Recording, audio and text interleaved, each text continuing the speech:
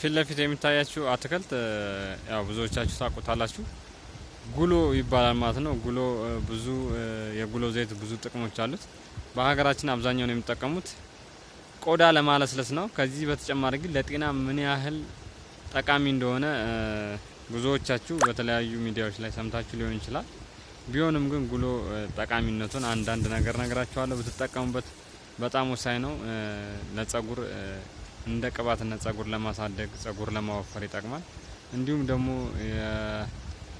የተኮማተረ ወይም ደግሞ የተቆጣ ጡንቻን የተሸማቀቀ ጡንቻን ማለት ነው በዚህ እያሻችሁ ብታለሰልሱት ወደ ውስጥ ጠለቅ ብሎ የመግባት ነገር ስላለ ወዲያው መፍትሄ የሚሰጣችሁ ነው የሚሆነው።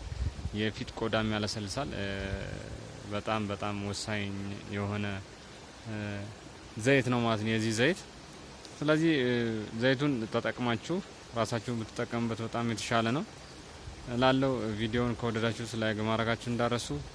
በሌላ ቪዲዮ እንገናኛለን። ሰላሙን ቻው።